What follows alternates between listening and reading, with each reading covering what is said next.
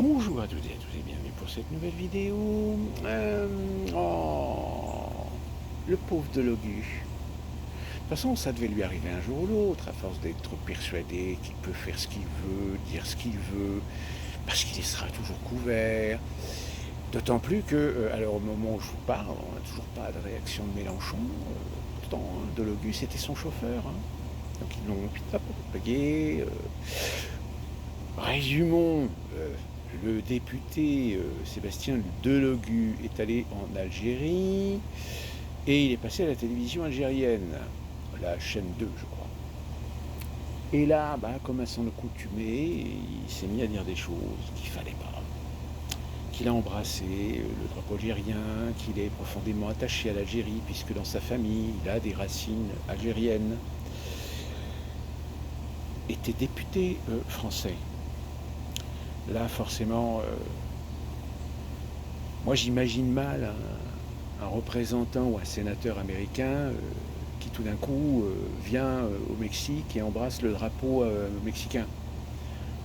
Le mec, dans l'heure qui suit, il est persona non grata. Donc à un moment donné, il faut assumer la responsabilité. C'est soit tu es un représentant d'un peuple, mais tu vas pas aller caresser dans le sens du poil un autre peuple sous prétexte parce que c'est tes racines, c'est ton origine. Mais le compte de tout, c'est qu'évidemment, la LFI a tweeté en disant qu'il se désolidarisait des propos de Delogu, que c'était par son expression personnelle. Je ne vous dis pas les commentaires sur ce tweet.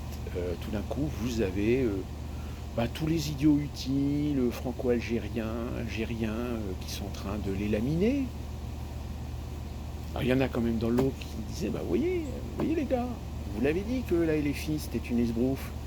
Vous l'avez dit que les Rima Hassan, les Mathilde Panot, les Mélenchon, les Boyard, les Hervé, tous ces gens-là, c'est des opportunistes. C'est des gens qui te font des gros blabla pour te séduire, pour que tu mettes un bulletin dans l'urne. Mais au final, ils n'en ont rien à foutre de ta gueule. Ils t'instrumentalisent au contraire, pour communautariser, pour faire monter les haines, pour faire monter les colères. Des idiots utiles. Sauf que là, apparemment...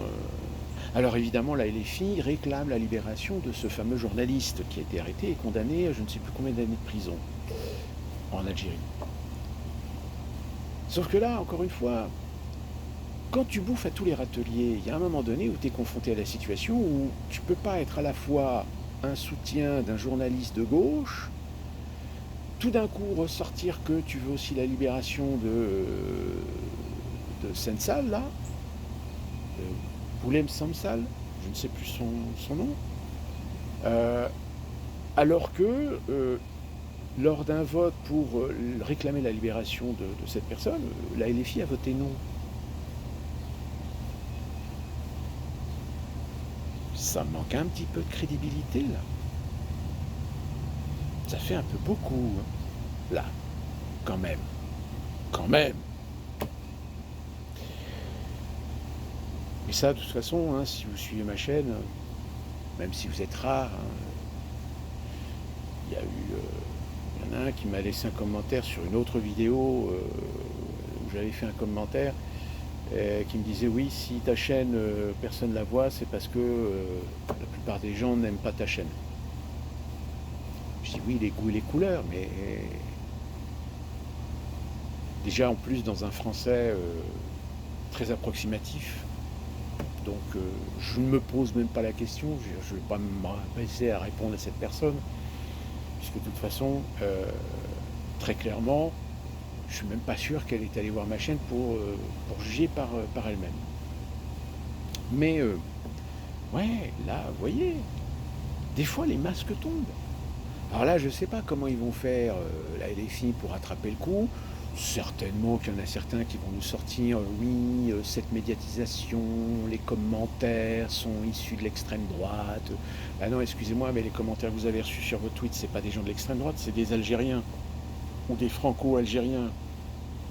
ou des musulmans français qui essayent justement au sein de leur communauté d'essayer d'ouvrir les yeux en disant que la LFI c'est une arnaque. Ces gens vous instrumentalisent. En plus, avec la menace qui couvre que peut-être on y trouve aussi des liens de cause à effet direct ou indirect avec les frères musulmans, mais là encore, il va falloir le prouver, il va falloir le démontrer, ce qui n'est pas évident. Mais encore une fois de plus, ça vous démontre que le paysage politique français est complètement à la ramasse. C'est des guignols. C'est comme là les Républicains qui viennent de voter, je crois, contre un mémorandum sur une commission, une enquête sur l'utilité ou l'efficacité des parcs éoliens. C'est-à-dire que les Républicains viennent de voter contre le peuple. Même, je dirais, ils viennent de voter contre leur propre électorat. Parce que quand ils vont les installer, les éoliennes, là, hein, les offshore, etc., c'est à coût de milliards d'euros. Qui c'est qui va payer la facture? C'est vous. C'est vous qui allez payer la facture. Là, vous avez des gens qui commencent à hurler parce que les Français sont-ils conscients que leur facture d'électricité va doubler? Tout ça pour les délires écologistes. Alors que l'éolien ne représente que 20%, et encore, on est généreux sur la production d'électricité, la production d'énergie.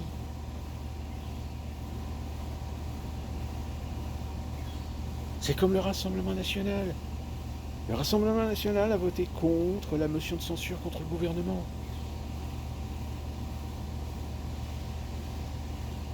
Alors j'entends bien que si vous voulez voter Marine Le Pen, libre à vous, mais je vous le dis, ça ne changera rien.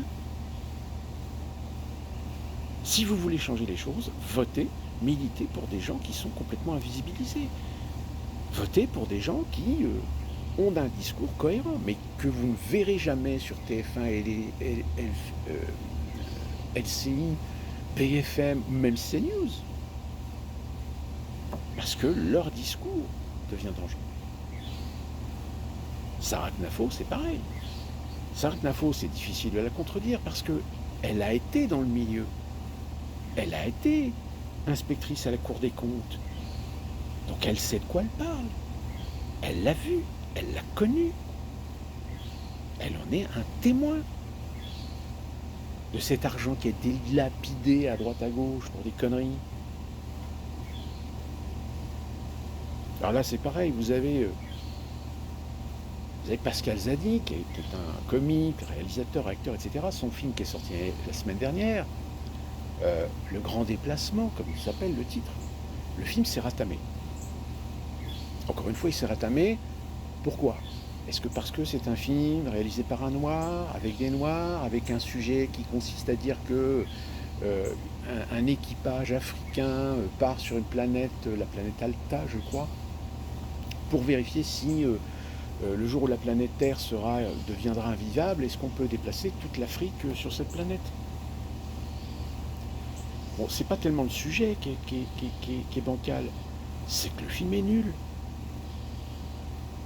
Sauf des films nuls qui sont subventionnés par de l'argent public. Alors attention, c'est pas complètement, c'est à hauteur de 5, 10, 15%. Il y en a plein. Sauf qu'évidemment, aujourd'hui, vous avez un ciblage sur un film, sur des films français où l'on jongle sur le wokisme, la diversité, le LGBTQ+, etc. Donc évidemment, ces films-là sont beaucoup plus ciblés par les idéologies conservatrice qu'un film de blanc qui lui aussi coûtait le même prix, voire plus cher, et qui s'est complètement ratamé. Et ça, c'est plus globalement le problème du cinéma français. C'est un cinéma subventionné, on file de l'argent, pas pour faire le film, pas pour le film pour le public, pas pour que le film marche, fasse de la recette, non. C'est pour faire travailler le cinéma français. Toutes les filières du cinéma français. Et évidemment, les chaînes de télé, TF1, M6, Canal+, par le biais de leur société de production, mettent de l'argent dans les productions, plus de l'argent public qui vient du CNC, qui vient du Fonds au développement du cinéma, qui vient du Fonds européen, qui vient des régions, qui vient des départements, qui vient même aussi des fois des collectivités locales. Alors le prétexte est de dire oui, mais c'est pour faire vivre le cinéma français. Sans ça, le cinéma français meurt. Ce qui n'est pas faux. Pourquoi il mourrait? Tout simplement parce que presque 70% des productions françaises ne touchent qu'un public, on va dire, d'art et essai, un public cinéphile, un public bourgeois. Le populeux, le gueux, lui, il ne va pas dans les cinémas très peu d'art et essai.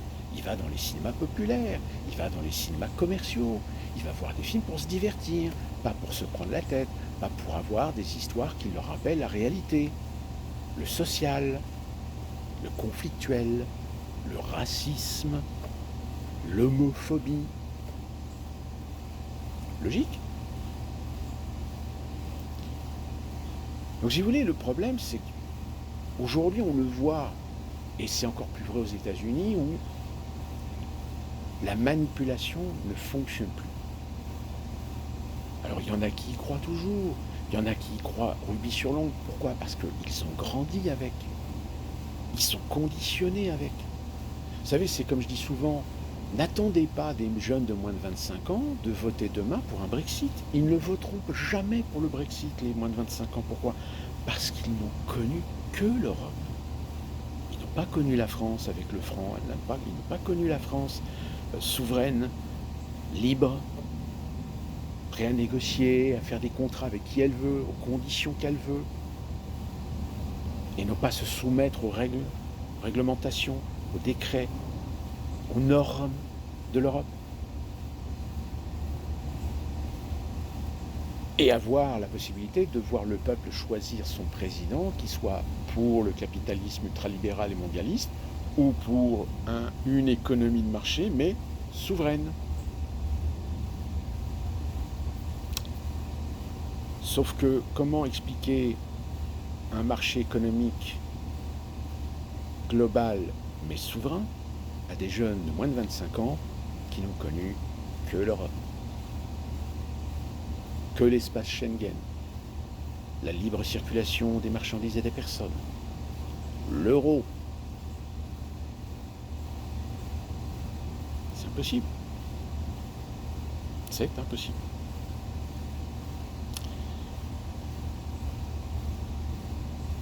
On en voit tous les jours. On en voit tous les jours. Ceci dit, je vous rassure, aux États-Unis, c'est pas mieux. Mais ça fera l'objet d'une autre vidéo. Et d'ici là, portez-vous bien. Bougou bidouille.